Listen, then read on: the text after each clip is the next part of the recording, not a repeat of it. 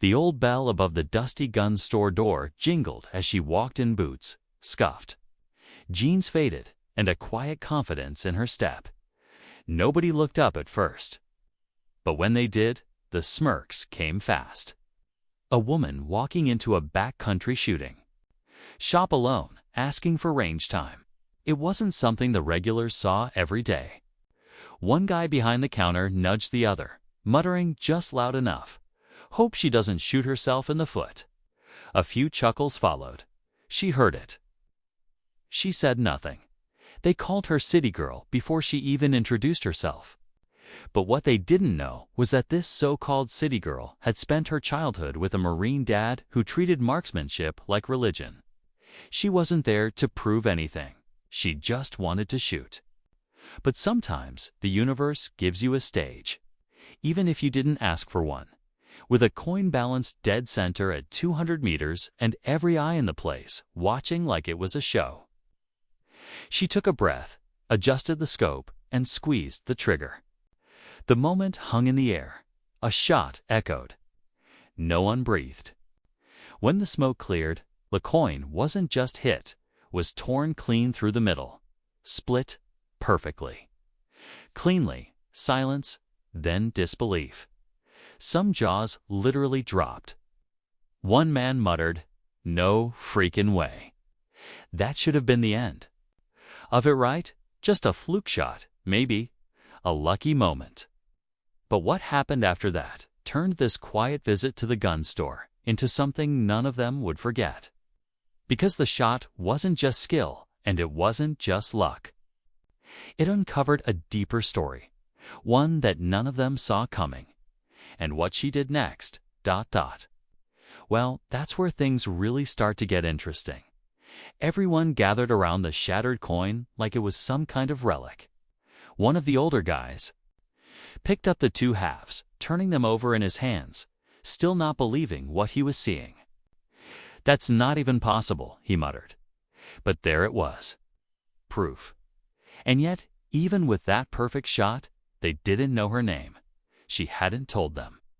She just slung the rifle over her shoulder, calm as ever, and asked quietly, "Got anything harder?" That question changed the air in the room. Tom, the store's owner, scratched his beard, trying to figure her out. He'd been running this place for 30 years, and he'd seen his share of sharpshooters. But something about her wasn't just skill, it was controlled, calculated, like muscle memory mixed with something colder. He finally asked what everyone was thinking. "Where'd you learn to shoot like that?" She looked him straight in. The Ian replied, "My dad taught me." Then life finished the job. No one knew what that meant, but no one pushed her either. The mood shifted. The mockery was gone, replaced with a kind of quiet respect, tanned just a touch of fear. But behind those watchful eyes and steady hands, there was something else going on. She hadn't just come to shoot. She was looking for something. Or maybe someone. She kept glancing at the bulletin board near the front counter. The one covered in flyers, missing persons notes, and small-town announcements. Her eyes paused just a second too long on one faded picture of a man with a scar across his jaw. No one else seemed to notice, but Tom did. And he didn't say a word, because he recognized that look. He'd seen it before in soldiers, in survivors, in people chasing ghosts. And something told him this story was just getting started. Tom waited until most of the regulars had cleared out before locking the front door and flipping the closed sign. The woman hadn't left. She stood near the rack of vintage rifles, quietly checking over a bolt-action piece that hadn't moved in months. He walked over, slow and careful. "You know," he said casually, "folks around here usually shoot soda cans or paper targets. That coin trick, that's something else." She didn't look up. "It's not a trick." He nodded. Didn't think it was. For a long second, neither of them said anything. The quiet settled thick. Then he asked, "You knew him, didn't you? The guy in that photo?" She looked up, eyes steady. "He's my brother." That changed everything. The man in the photo scar. On his jaw, eyes too tired for his age, had gone missing nearly 3 years ago. Rumors said he'd gotten mixed up in something dark. Others whispered he was running from someone, or maybe running with them. The local sheriff's office put up the flyer out of formality, but no one really expected answers anymore. Until now, Tom took a breath. He came through once. Didn't say much. Asked about the shooting range out by Old Creek. Paid cash. Seemed ... nervous. That lined up. Old Creek was out past the ridgeline, surrounded by brush, almost forgotten. Perfect for someone needing to high-door train. But now she had more questions than answers. Why here? Why leave the photo behind? And if he was trying to vanish, why drop clues at all? Later that night, she drove out to Old Creek. Moonlight spilled across the gravel path as her headlights cut through the dust. The place was abandoned door, at least it looked that way. But the gate was unlocked. And as she stepped out of the car, a motion sensor clicked somewhere in the trees. She froze. She wasn't alone. Her breath slowed as her eyes scanned the tree line.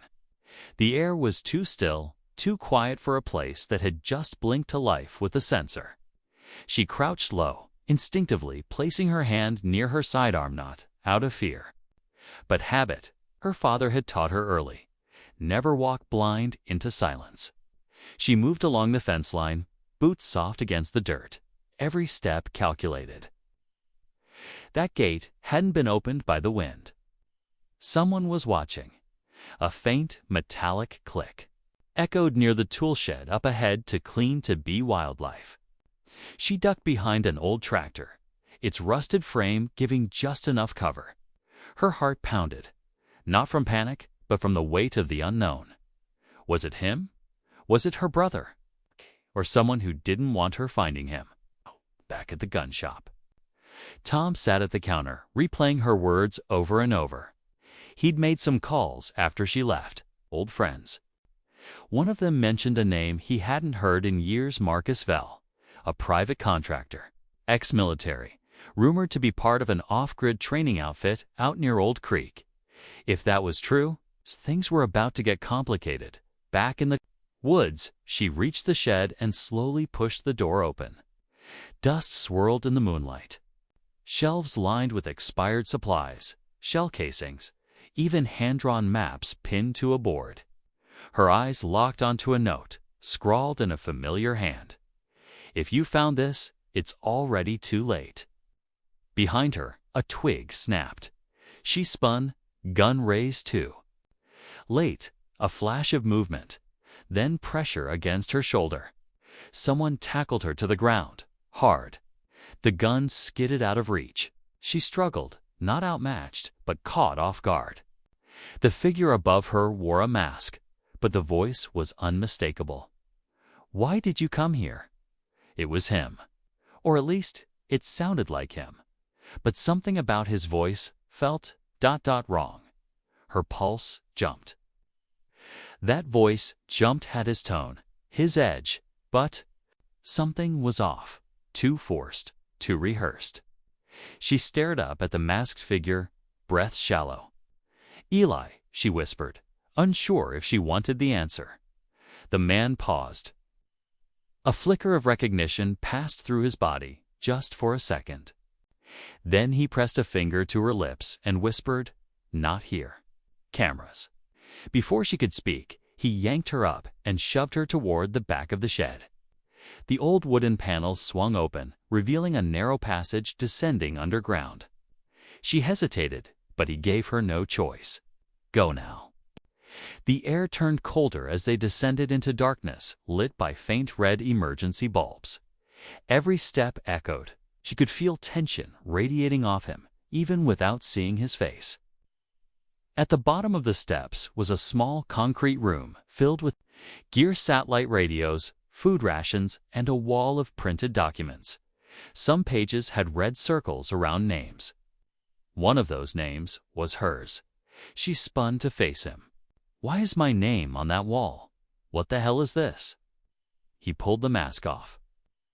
It was Eli, but his eyes told a different story. Haunted, worn, paranoid. Because you were never supposed to come looking, and now they know you did. Whose? They? He didn't answer. Instead, he walked over to a drawer and pulled out a worn photograph. It showed them as kids. Their dad stood behind them, uniformed, a protective hand on each shoulder. But the photo was marked, creased, torn, and scrawled with a date she didn't recognize. "That's the day everything changed," Eli said quietly. "The day he disappeared, then the day I stopped trusting anyone." She didn't understand. Their father hadn't disappeared. He died in a car crash. Or at least, that's what she was told. Eli looked her dead in the eyes. "He's not dead. And if we don't leave right now, neither of us will live to ask him why." She stood, frozen, trying to make sense of Eli's words. "You said Dad's alive?" she asked, voice shaking. Eli nodded once. "He staged the crash, went off-grid, said it was the only way to protect us." The room suddenly felt too small. All those years she'd believed her father died to protect a government convoy on honorable end. But now it was clear, the story had been a lie. A carefully constructed cover. Before she could ask more, a piercing static came through the old radio on the wall. A coded burst.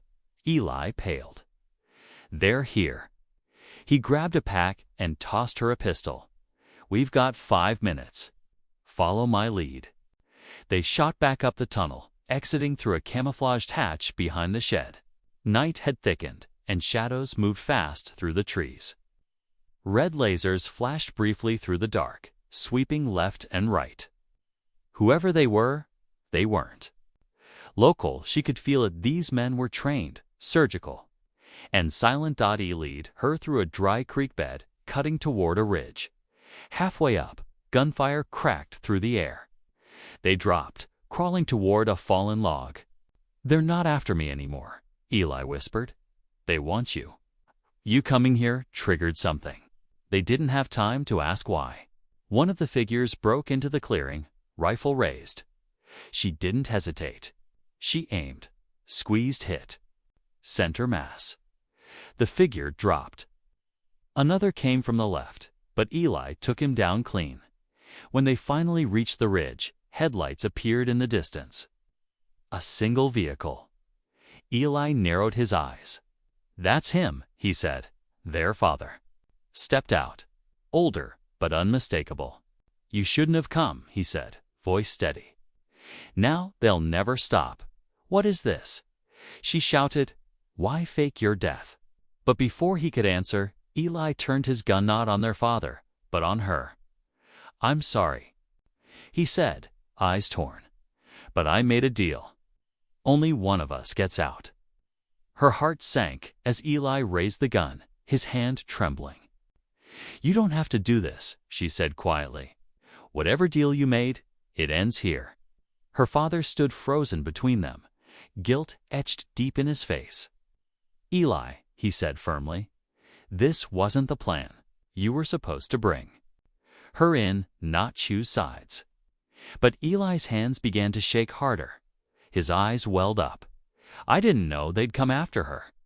I thought I was protecting you both." They promised they'd leave her alone.